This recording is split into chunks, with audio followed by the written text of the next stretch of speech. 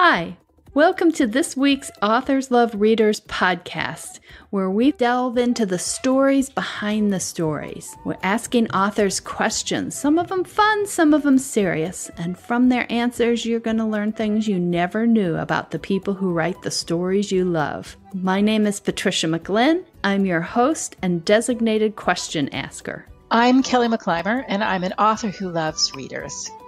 Now, let's start the show. Hi, and welcome to this week's edition of Authors Love Readers podcast. My guest this week is Kelly McClymer, and I was trying to think how long we've known each other. It's been a while, and I think it is all through Novelists Inc. The listeners of the podcast know that tends to come up fairly frequently, and we have spent time together at various conferences talking about the business and life and writing, and more recently at a gathering in San Francisco that Kelly helps organize, which was a lot of fun. It was really interesting. And I did a podcast with Lisa Huey, and she referred to that. And at that point, I was pining and saying, I wish I would get to go. And I got to go. So yay. And Kelly, tell us a little bit about your writing. Well, I have to say that I have to start with my reading, which is what started me as a writer. And I pretty much love to read all genres, all kinds of fiction.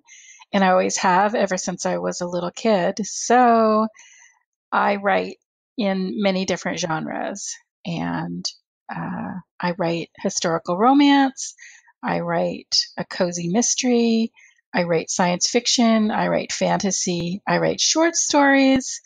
I haven't tried a thriller or a horror because those books scare me, so I don't really want to scare myself. Well, you have covered quite a bit there, and I'm sure we will come back and we will talk about pieces about all of that, I think. For now, though, let me ask you some questions to let readers get to know you a little bit. And you talked about being, those books scare you. So let's go right with, do you have strong fears? And if you do, how do you deal with them? Do you put them in books? Do you stay away from them?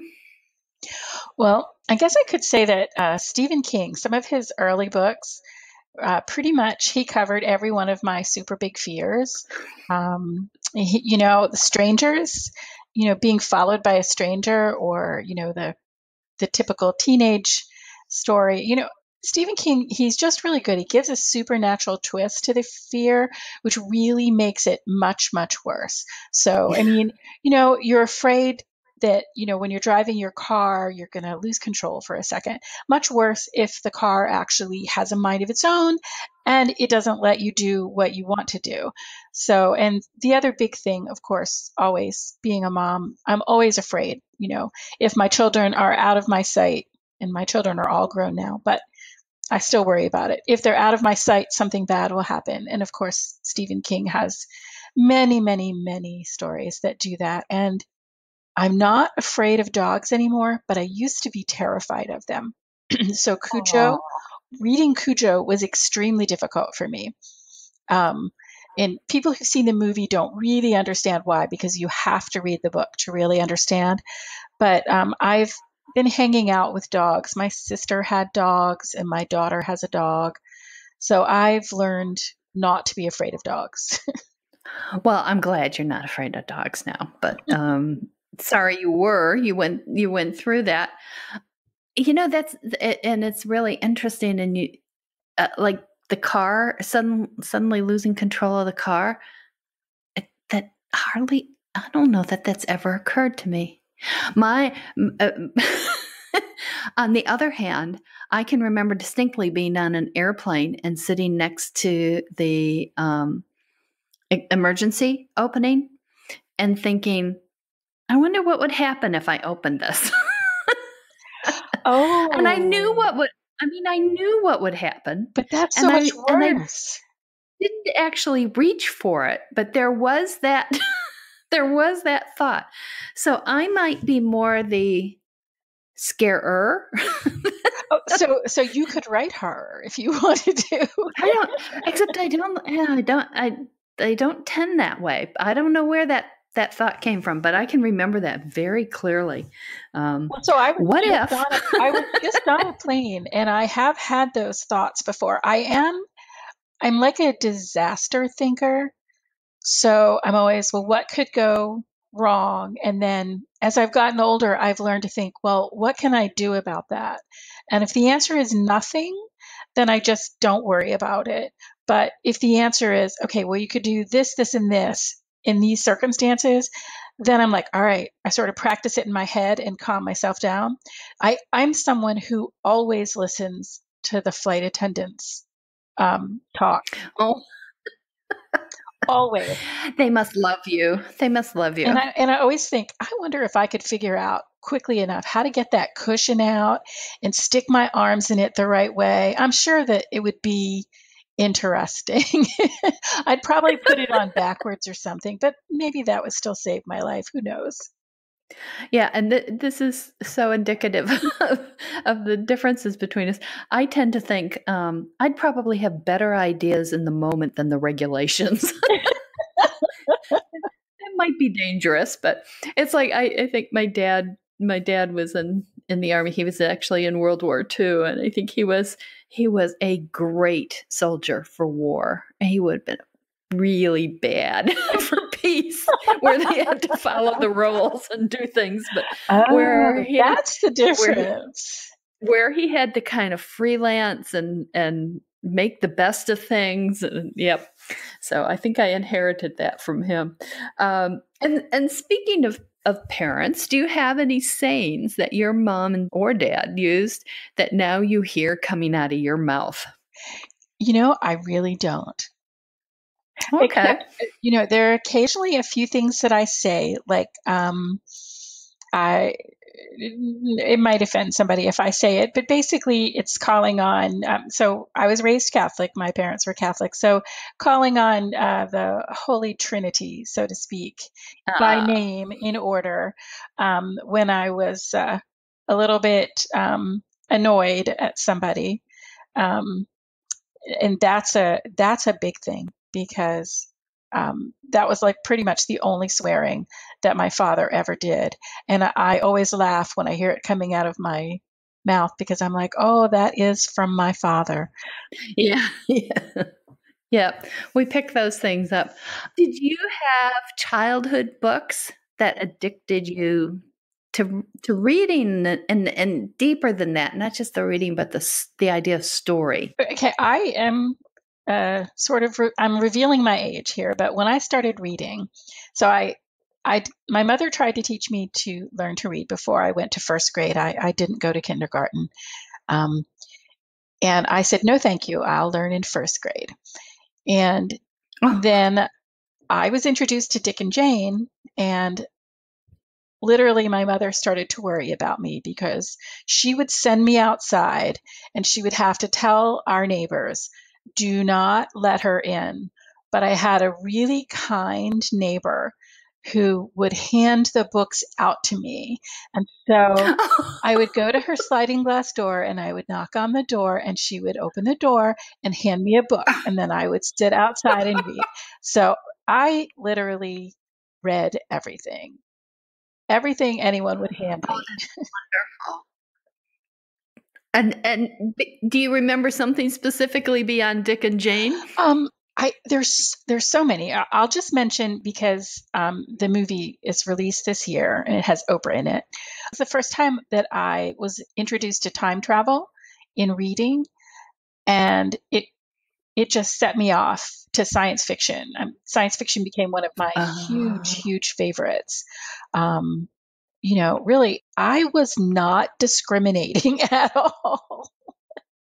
So as a reader, you consumed all genres. You didn't, or did you go through phases where you started reading one genre and then you kind of moved to a different one? So I remember I would start at one end of the fiction shelves. I did prefer fiction, although if nonfiction was sitting around, I'd read that as well. back of the cereal box, whatever there was there. So, and back of the cereal box used to be a lot more interesting than they are now, just for a point of note. But that could be because we've already read so many of them. That's true. But when I would come to a series, I would get really excited because it's like, oh my gosh, I get to stay in this world for, 8 or 9 books. But that's pretty much how I read. I just went through the shelves. And then what I discovered is that sometimes they would put a book back that hadn't been there the first time I looked. So I always had to go and check and see which ones I had missed. I really never met a book. Well, there are a few, but I won't name them. But I really mostly have never met a book I didn't love. Oh, that's wonderful. And has that continued as you've been writing? Because a lot of us have a harder time reading as we get deeper into the writing. I've been really, really lucky. I still read like a reader. Occasionally, you know how you get started and you're like, oh, why did they do this? Why did they do that? Yeah. Yep. But then I just kind of give myself over to the writer and I don't make judgments until the end. I mean, unless, well, there's a few exceptions. Like if they do something where I'm like, oh no, this is never would happen, then I might get thrown out. Oh, you're much more, you're much, you're the kind of reader that writers love more than me. I think I'm a rare kind of reader. I've met a few readers like me, but mostly readers like, they have a certain area that they like to read in. And I read Gibbons. I pretty much, even if it's dry and boring, I'll work my way through it. I just like the information and the words and how people put them together. And it's an interesting thing to me. I feel like I'm almost inside someone else's mind and they're taking me on a tour of at least one part of it. You were talking about the words, and I've said before that I think the emotional moment that I realized I wanted to be a writer was when Dickens called Uriah Heep unctuous. And even when I say it now, it just makes me shiver down my back. And I just thought, wow, I want to do that to people. I want to find the word that just hits so wonderfully that it does that to people. And sometimes I hear myself saying words just because it was doing this the other day, lugubrious. And I just thought, what a fabulous word that is. Isn't that cool? Lugubrious. So sure as heck, it's going to show up in a book someday soon. I do. I'm with you. And I don't always, because I read a lot and came across a lot of those words, I didn't always pronounce them correctly for a long time. Yes. But okay, so my favorite mispronunciation of all times is not my own. It's my husband's. And to put it in context, his father had very severe dyslexia, and our son has fairly severe dyslexia. My husband was always a reader, so no one recognized that he had dyslexia, but it shows itself in his inability to spell, and also he takes a word and he turns it into something different. So Armageddon, and he'd read a lot of science fiction, and he read it as Armageddon. And I totally love it because it's like you just see this gigantic robot. Yeah. Armageddon is coming. Does it sound like it should be a whole series? I had sort of the flip version of that, and I don't know. I was like in 5th or 6th grade, and there was a discussion in the classroom, and I could not figure out why they were talking about why this was such a problem. They were talking about euthanasia. And I'm saying, what? So what are the youths in Asia doing that you're all upset about? I don't get it. And it wasn't until I saw the word, I went, oh, okay. But aren't there some of your favorite things? Like when you see people play with the words and you can't actually distinguish the joke until you look at it. You can't hear it. You can only see it. I like that. Well, I guess you see and hear it, but you have to do both. And a lot of the humor in my books tends to have, at least some of it has wordplay involved. And I've had a few of the books translated, especially the romances. Some of my romances were translated to Spanish, Italian, Portuguese, that I've done. My publisher had previously translated them to all sorts of languages, but I think also cut. I know they cut a whole lot of stuff out. I've heard bad things about that. And the translators, especially I dealt with a young woman who's doing the Spanish translations, and she is not a native English speaker. And sometimes I'd get these kind of wistful notes about, what does this mean? Idioms are hard. Yeah, well, an idiom and then twisting it, that's so. Oh, yes. That's even, you know what? I never thought about that, but I do that a lot too. That would be really hard for a translator.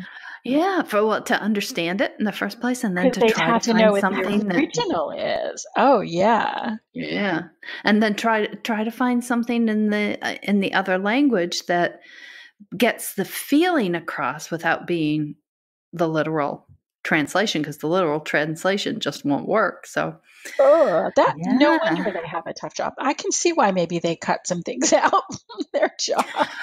Are there things that you used to worry about? And I use the word fret because I'm not thinking, really serious issues, but things that used to bug you and now you think, good grief,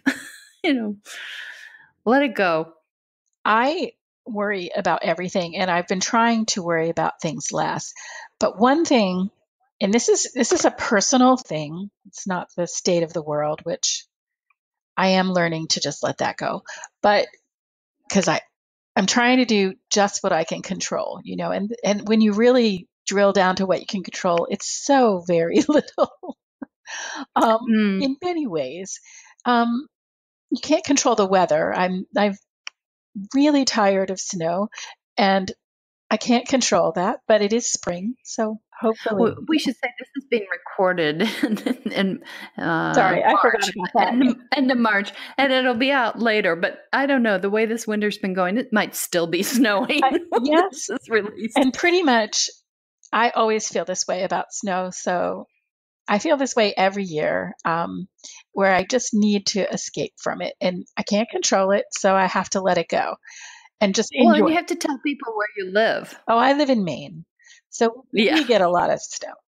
But one thing that I am seriously trying to let go of is I don't like to make other people uncomfortable. And I think I've always over-worried about that and maybe held myself back a little bit from just being who I am because, some people might find that uncomfortable. And I'm slowly starting to recognize that I should just stop that. And I think age really helps.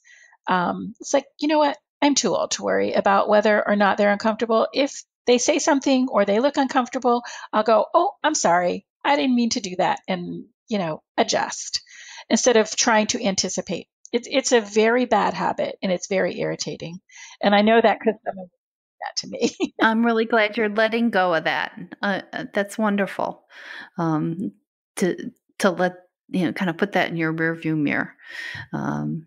Good for you. And let's hope I'm successful at it. There's a quote, and I don't remember who said it now. I know Thomas Jefferson had a comparable one, but it's not the same one, about worry is the interest on a debt not yet incurred. I know. It absolutely does no good to worry. I mean, preparation and worry are not the same thing. And I think I used to get them confused. It's like, well, if I worry about it, then it won't happen. Winter has proven me wrong. Oh, year after year after year. We're going to ask you a question from a reader who says, where do your stories come from? And she says she knows an author who dreams her stories. I only know one author who had a dream that became a book. But and then she says that another author she knows has a character who suddenly takes up residence in her head. So how are your beautiful stories born? And I'm curious, I want to add to this for you because you write in so many different genres. Do the stories in the different genres tend to come at you from different directions? That's a really good question. I think they do, and I've never thought about that before. So I think I usually find my stories sort of at the juxtaposition of this thing and that thing, and I'm like, why? And then I'm like, oh, okay. So I started writing science fiction early on. Short science fiction. I wrote that for a long time, and everyone kept saying, "Oh, it needs to be a novel," and I'm like, "No, it's short science fiction." And then everyone complained about my endings, so I'm like, "All right, I'm going to write a romance because nobody can complain about my ending." Wait a minute, what did they say about the endings? Were they? It was the same complaint oh, about. Yeah, always. It just ended. It didn't have the right ending, and people will say that about my romance sometimes too. I work a lot. You wouldn't know it, but I craft a lot on my endings, and I still don't have it where I feel comfortable with them. And part of it is because of all of that feedback from the short stories. But that was why I decided to start writing romance, because I knew how it had to end. But then so you have two people, and every reader who picks up this book knows how it's going to end. So how do you keep them interested? So that was really an interesting thing. And I started thinking about all the people I knew who had relationships, and how you'd be like looking at them and thinking, those are very unlikely pair. But then when you watch them, you see what it is that they do that sort of strengthen the pair bonding. And I know that's a very weird way to talk about romance, which is why I'm not actively writing it right now. So you can see my science fiction comes from that part. And then fantasy, I think, is nice because it allows you to build your own world and sort of do some of the things you do in science fiction, but without having to have a science basis for it. And I have a resident scientist. My husband is a physicist, but they're so picky. They're so picky. If you drop the ball, it's always going to fall to the ground. It's never going to just suddenly rise up into the sky. One of the questions I want to come back to you about is if your story ideas come to you from different places based on what kind of story it is, since you're writing in all these different genres. Yes, I think they do. That's a really good question. So for science fiction, my ideas generally would come to me because I'm wondering about the future, or about how things will look. Like, what is TV going to look like in 20 years?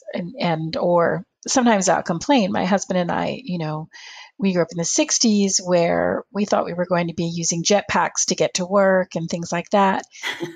And, some of the things that science fiction predicted actually came very close to the truth. I had a flip phone that was just like a Star Trek recorder. That wasn't quite as powerful, but still. And so those are the things where you think about. So we're making all of these genome discoveries. We've mapped so many genomes. We're starting to, do gene therapy. The nanites that science fiction people wrote about are starting to become real. So what are the implications? And, science fiction, you definitely like to think, if you could make yourself live forever, would you? And would that be a good thing or a bad thing? And fiction's been doing that for a long time. So science fiction really starts with the ideas, but you have to have interesting people to experiment on. So one of the reasons that my science fiction, in retrospect, didn't do so very well is that I was choosing young mothers for a lot of my science fiction characters. And since the population was generally male, generally younger, generally, not even really married, that was kind of a strange head for them to go into. They could go into alien heads, but going into the heads of a young contemporary mother, just not so good. So that's when I switched to romance. And romance is a little bit different because the couple is getting together. The ending is already there. So you have to make the journey from two individuals to one couple that you think has actually got a decent chance to have a happily ever after. And you have to make it interesting, even though people know what the ending is. So, I had read a lot of romance. So I knew how people did that well. And I knew how people did that in a predictable way that I didn't like. So I wanted to add in the twists and turns, and I really did enjoy that.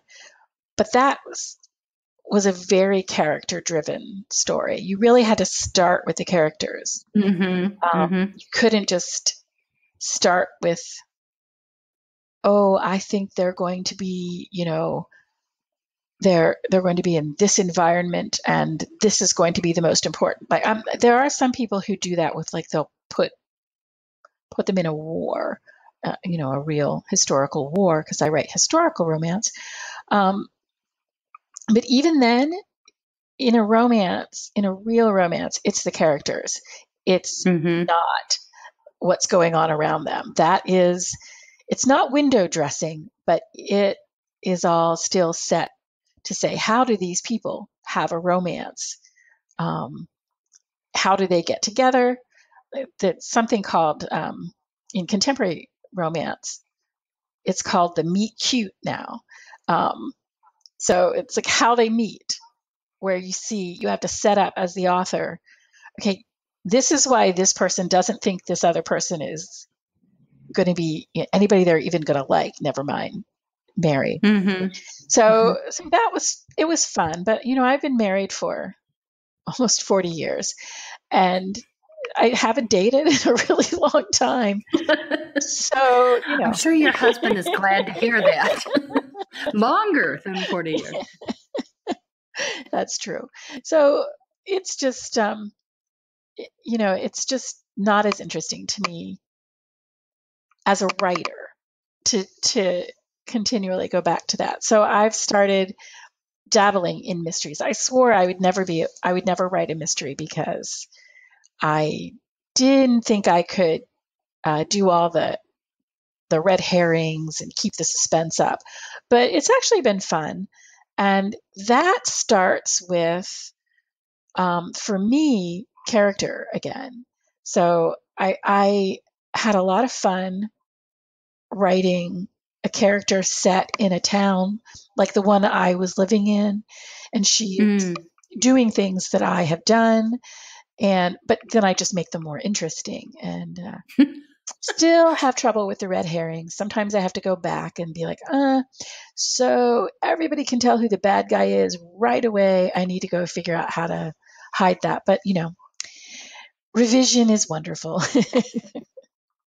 I love the red herrings so much that sometimes you have too many. I have, and I've gotten to the point where I think, okay, one of these people has to have done it. I mean, I love that in mysteries. Mysteries are some of my favorite things to read, because I want to see if I can guess. And mostly, I guess who did it really early. So the people who get me to the end and surprise me, I am their fans for life. I'm terrified to say you should read one of mine. I don't know if I want to know. No, don't read it, Kelly. Don't read it. How do you feel about research? And especially as you're going into mysteries, which is a very different, you've had 3 genres, each research intensive, entirely different areas. So I actually love research. I had a feeling maybe you did. You wouldn't be in these genres. It's just that it's a rabbit hole. So what I try and do sometimes is draft. I won't say light. Like I do my research. I try and figure out, what my central problem is and what the implications would be, what the legal implications are. But I don't really, I don't go into the guns and so that I have to know what kind of gun it is and what it would look like and what it would sound like yet. I won't rule it out, but I haven't done that yet. We both belong to Novelist Inc. and the conference has many times in many years offered me really good hands-on research. And also there are other places. Like I haven't been to the Writer Police Academy. Oh, you should come. Definitely. I know it's really good. And I've always said, well, I don't write mystery, but now I can't really say that as much. So I know everybody I know who's gone has loved it. And so that's one of the things is switching from paper research. When you're studying history, mainly you just read books. You read books, you look at pictures, you think about, oh, what would that be like? And the disagreement for historical things is really interesting. One of my favorite things about writing historically, and I use this in fantasy sometimes, is the whole belief that, well, because women were, citizens sometimes without rights, that meant that they never spoke up and they never broke the rules. And I'm like, no, yes, the reason they wrote all of these etiquette books is because people were not following the rules they thought they should follow. That's the reason we write etiquette books. I mean, do you do everything that, who is the famous? I want to call her Julia Child, and that's wrong. But no, it's not. And I can't remember what her name is, but I never read her book. I just heard. Well, I always think Miss Manners because she was from the Washington Post. Yes, so. Exactly, Miss Manners, and there's plenty of others. I mean, Dear Abby. She didn't write a rule book, but she told you how you were supposed to handle problems. So yeah, all of these things are because people do what they do, So assuming that everyone always followed the rules is really it's sort of implying that we were more evolved 200 years ago than we are today. And I don't believe it. So you come up with an idea, and then how do you take that idea and make it story worthy? How do you get it from that idea to be a finished book? So I taught writing for a dozen years, so I had to explain things to people, and I came up with kind of an understanding of how I do it. And I know not everybody does it, but I see the story has a shape in my head. So I sort of like play with it and mold it and see scenes, and the characters start to talk to me, and then the story gets a shape. And I usually know the beginning and the end, and then the middle kind of forms very sinuously like a snake. And then I'm like, okay. And so I'll usually write the first scene because I do usually write chronologically. You're one of those, huh? Yeah, I mean, I don't always. If I get stuck, I will go to another scene that's strong, but mostly I write chronologically. And I'll usually write a scene or two until I feel like, okay, I've got the story voice, I've got the characters, I see who they are, and then I will write a quick and dirty outline. Because if I don't do that, I will start every day wondering where I'm going to go, and I'll go off on a whole bunch of tangents. So it's like once I have the story shape in my head, and I'm confident that I've got the voice and the characters, that I can put them on the page, then I do the quick and dirty outline. And then, I change my mind a lot, but at least I have that there to guide me. It's like, nope. They're supposed to be heading from Maine to California. Italy is not in the middle of that journey. I totally understand that. I'd try to figure out a way to get Italy in, though. So a reader asks what your favorite place to write is and why, and I think this is so sweet. She said, does it have an inspirational view? I think maybe they're wishing an inspirational view for us. And then I want to tag on to that. Do you have a writing routine? And what is it? I don't have a writing routine. I'll answer that one first because it's something that bothers me. I used to, I've written pretty much all my life. So I've written with little kids, I've written with teenagers, and I'm writing as an empty nester now, which you would imagine would mean that I have so much free time, so much writing time, and this is just not the way it works. And so I don't want to create a routine. I want to create a ritual. And because I write different places, so I travel. I have my whole house to myself. So sometimes I like to write in my office, and sometimes, if that's bothering me, I want to write in my living room. Sometimes on my porch, out in my backyard. I really don't mind moving around, but I do find that it can be disruptive. So I'm trying to create just like a simple 5-step ritual, really, really simple, where it's like, okay, I'll just always do those 5 steps and start writing. And turn on your writer mind, basically. Exactly. And sort of kick my muse to the curb, be like, okay, leave me alone. I'm writing. Stop criticizing me or whatever. My writing muse is very critical. She only likes stuff once I've put it on the page. When we're staring at the blank page, she's like, oh, you're going to mess it up. Oh, you're going in the wrong direction. Bad.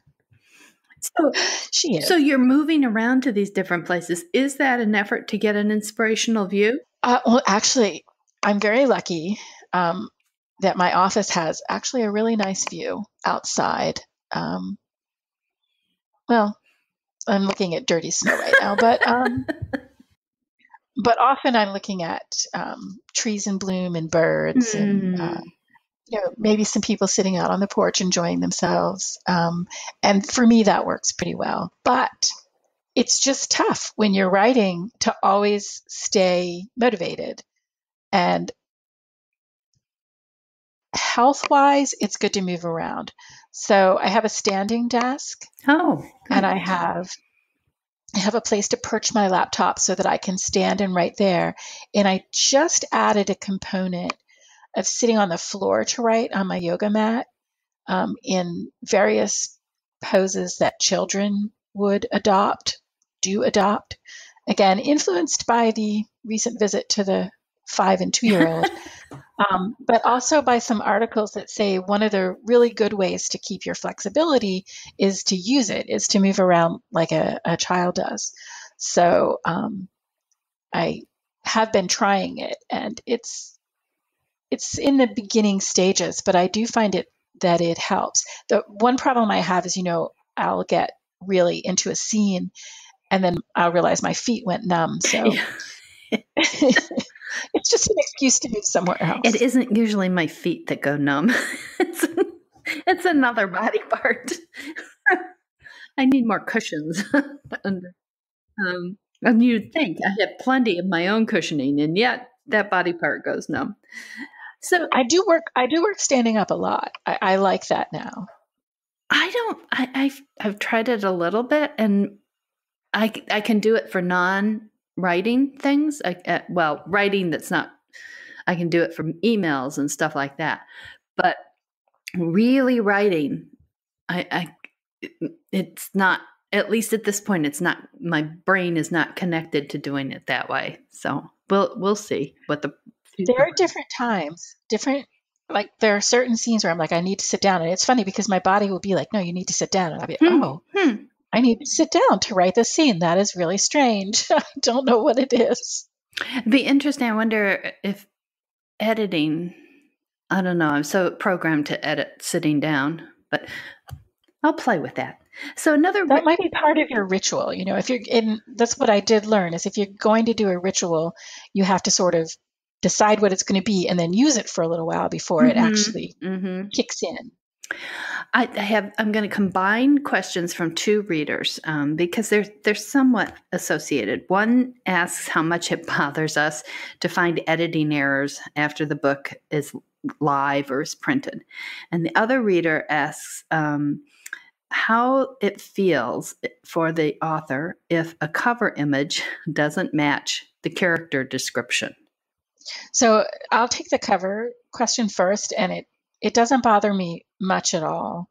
It never bothered me as a reader, and it doesn't bother me as an author. And now I choose my own covers, so that's not usually an issue.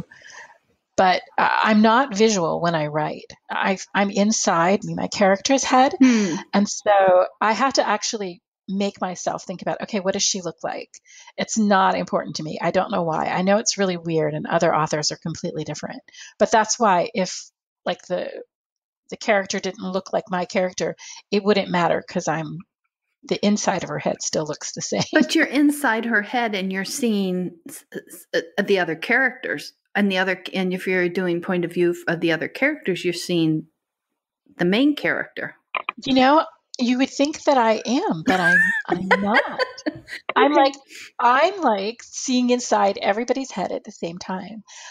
It's very strange. I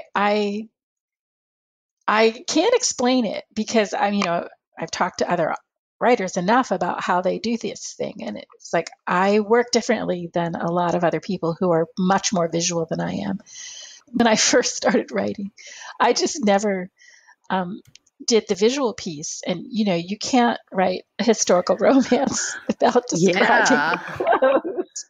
So I had to buy a book of the different Victorian clothes and just sort of look at them because I wasn't creating them in my head. I was like, oh, it's a skirt, whatever. It's a skirt.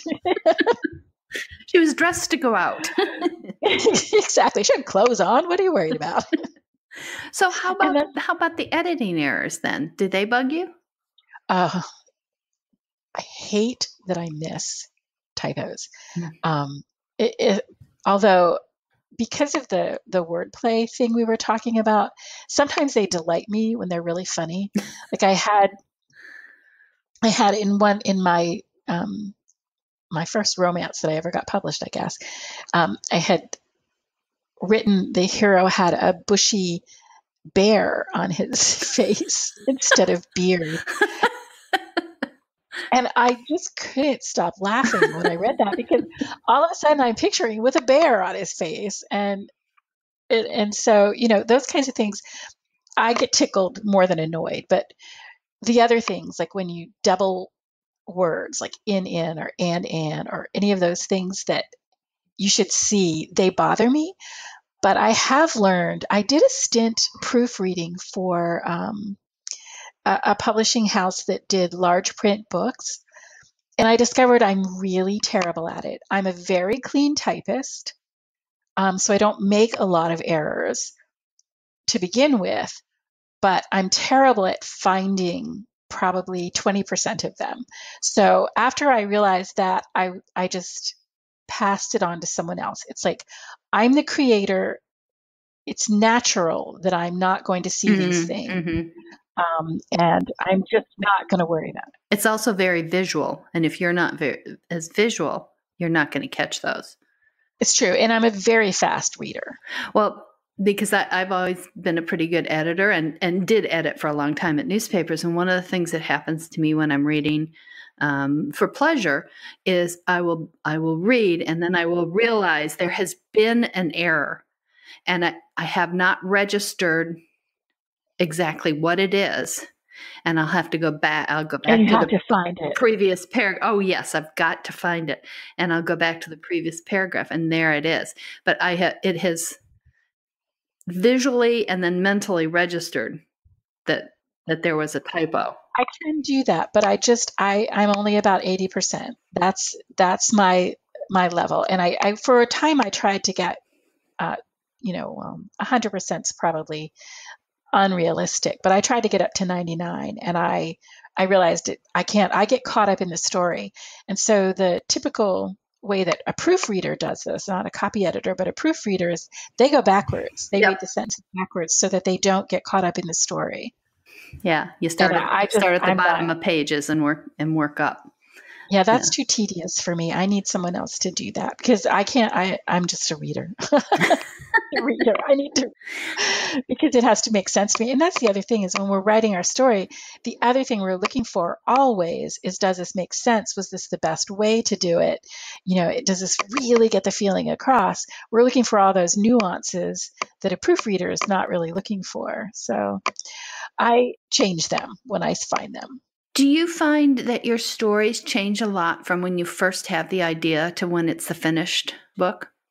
Or do you stay pretty much with that core initial idea? I think I stay with the core initial idea most of the time. Not always. I have had one story that's grown into a monster in a good way, but it means that it's like a hydra. It's got so many heads that spring out every time I try and tackle one. But mostly I think because when I finally start writing a story, I see the shape. So the shape stays the same. It's just what happens to make the shape the shape.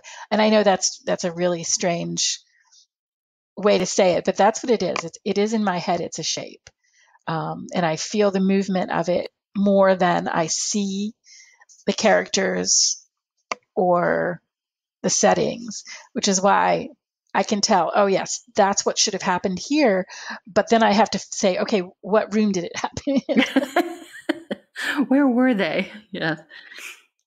Do you think you've changed or evolved as a writer since you were first published? So not from the very beginning of when you started, but once your book stuff was good enough and it was published, from now till then. So I think that I think that writers always change. We change with every book. We can't help it because we're telling different stories and we're thinking about different things. And well, I don't know, maybe other people don't. I shouldn't speak for other people, but I'm always trying to do something a little bit different and see, kind of like you were saying, I want to see if I can break the rules and get away with it. But you have to know the rules first, as they say, although I'm not sure that's always true.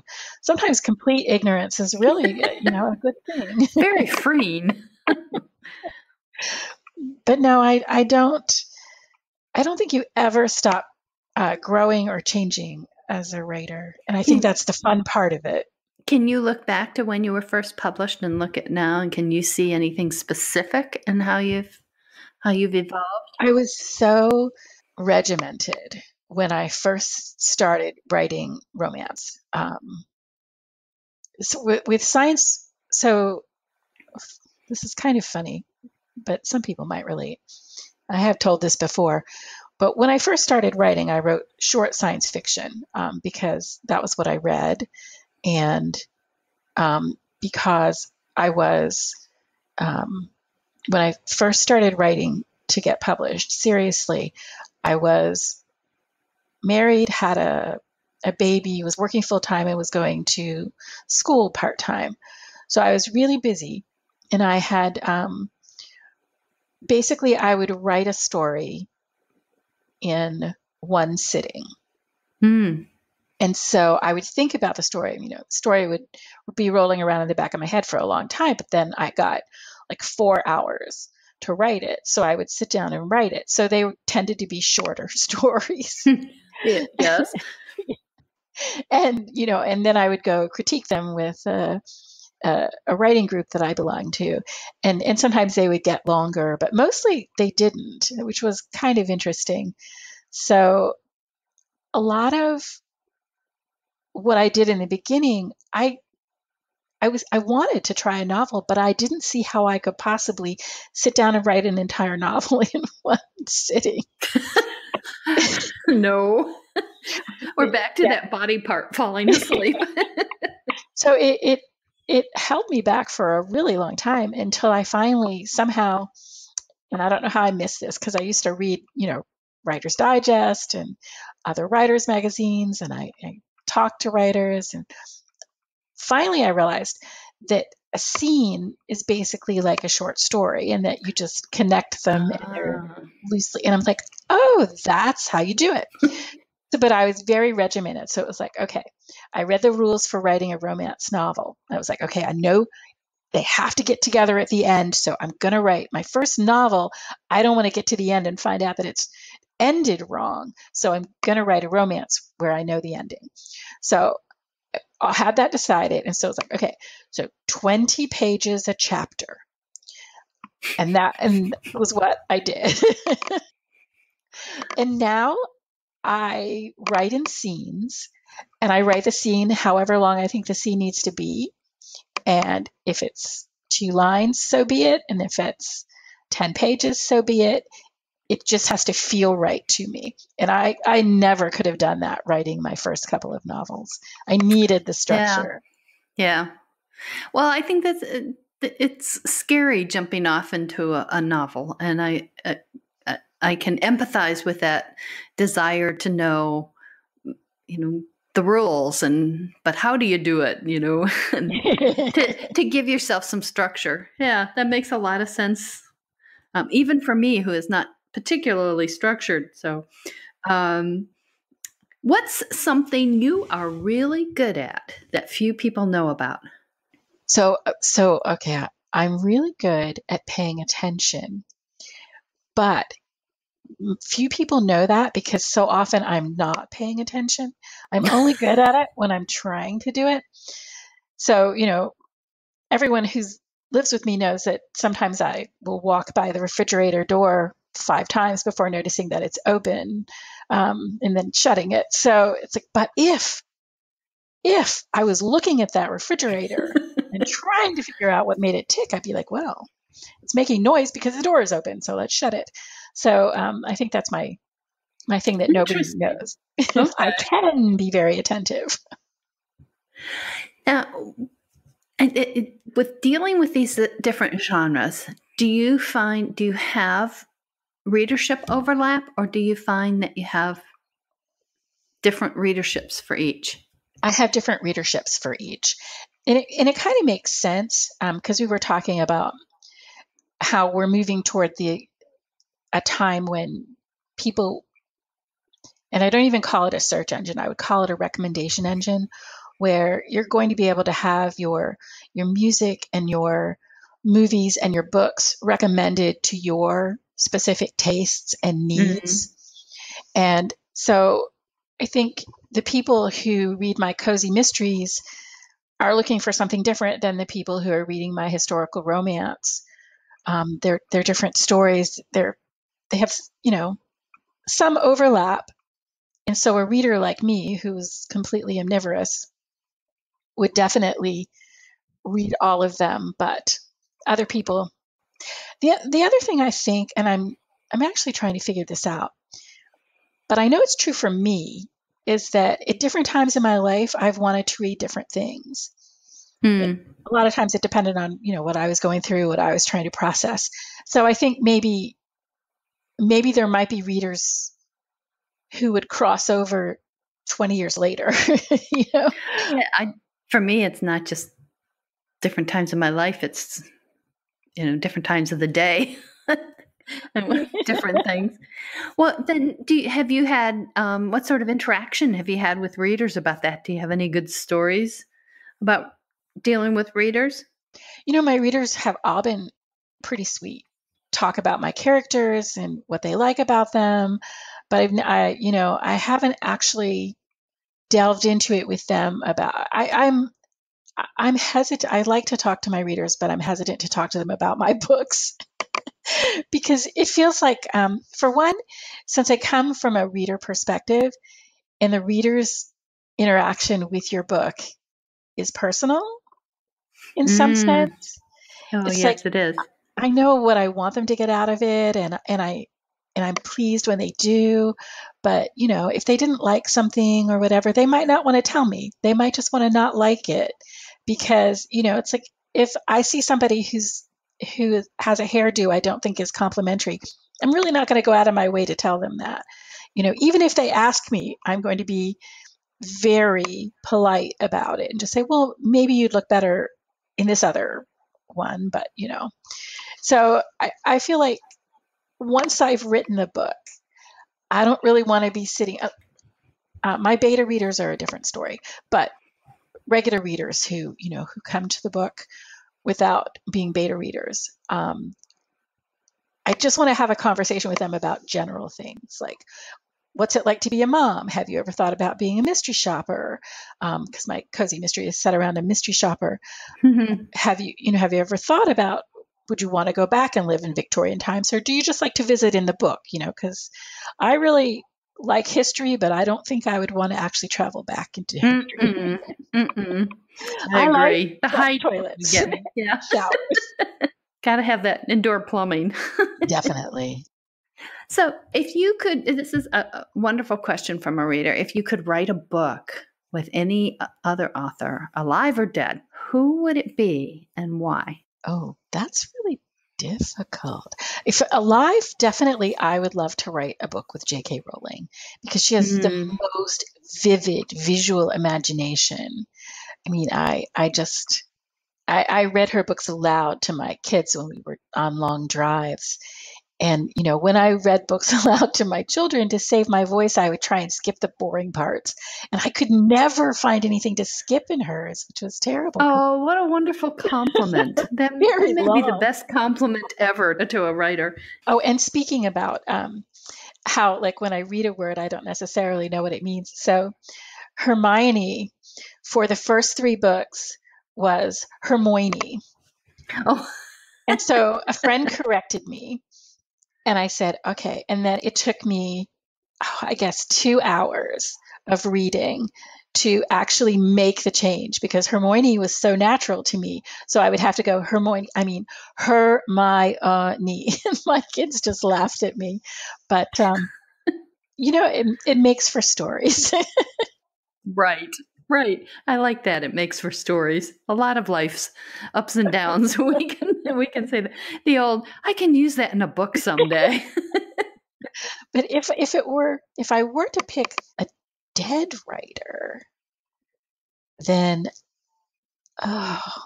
Jonathan Swift maybe. Although I hear he was a miserable human being, but he had such a great imagination.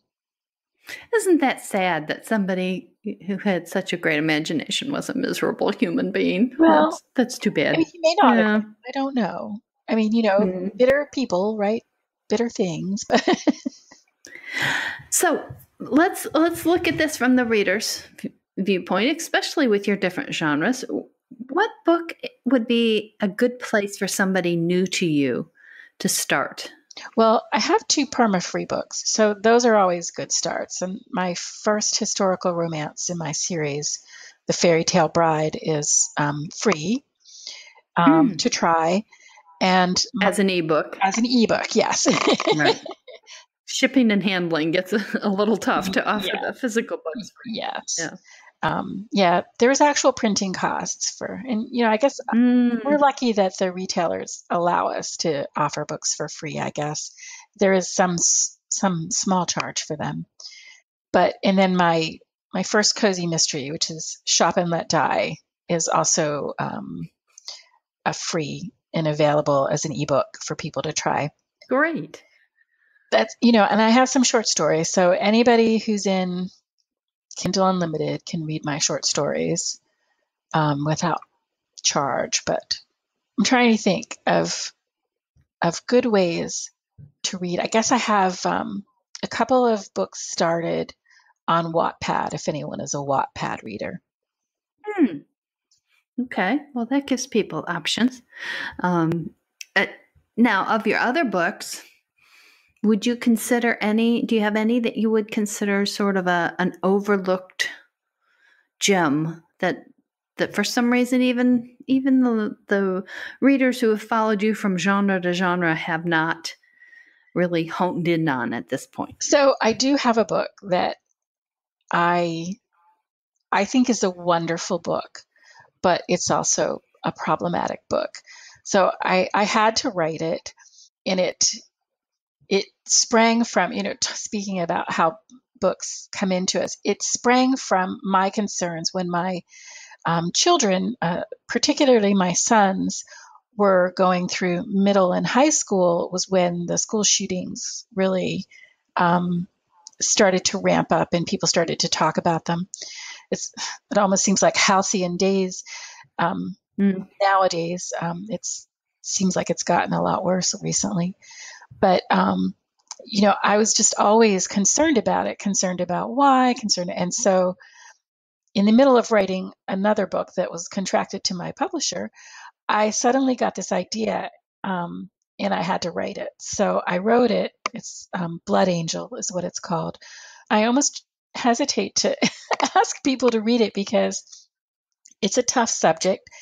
And it's like you have to be in exactly the right frame of mind and place to read it. I mean, it's a little bit of a hopeful book, but it's much more the literary Oprah kind of hope than anything else. So, but I love that book so much, and the readers who've read it, really enjoyed it. But I always feel like it's one of those books where I hope if somebody needs to read it, they read it. And otherwise, go with my happier stuff because I really like to leave people happy at the end. Where can readers find out more about you and your books? On my website, kellymcclymerbooks.com. I'm also on Facebook, Kelly McClymer Books. I'm not good on Facebook, though, and I apologize for that. I always try and want to be good, but I'm not. Because Facebook is one of those rabbit holes. If I go on there, then I start looking for pictures of my grandchildren and my nieces and my nephews, and then I, don't get any work done. We will tell people it's Kelly with a Y, and McClymer is McClymer. It will be on the show notes, easily clickable for folks, but I wanted to make sure that it had that. Okay, now my favorite part, either ors, rapid fire. You just have the two choices in each one of these. So let's start with ice cream or cake? Cake. Spring or fall? Ooh, that's hard. You know what? Fall in Maine, you can't beat it. Okay. But you got through one. Daisies or roses? Roses. Hot air balloon or train trip? Okay, these are hard. Hot air balloon. Okay. Cat or dog? Cat. House decorating or gardening? Neither. I'm sorry. Reading. Okay. Coffee or tea? Coffee. You have to pick one of these. Winter Olympics or Summer Olympics? Oh, Summer Olympics. Nail polish or bare nails? Bare nails. Opera or show tunes? Oh, show tunes. Day or night? Night. Oh, that was harder for you than I thought. Okay. It was harder, but I'm sitting in the dark and I like it. Pickup or sports car? Pickup. Hiking boots or cowboy boots? Hiking boots. Paper plates or best china? Paper plates. Okay, and this is the last one. Grab the best first or save the best for last? Save the best for last. That's a good one. That's terrific. Thank you so much, Kelly. This is a lot of fun. I really enjoyed having you as a guest on the Authors Love Readers podcast, talking books and reading and writing. And to all the listeners out there, hope you'll come back next week to hear another author and learn more about what goes on in our strange minds and the stories behind the stories. And I wish you, in the meantime, a great week of reading.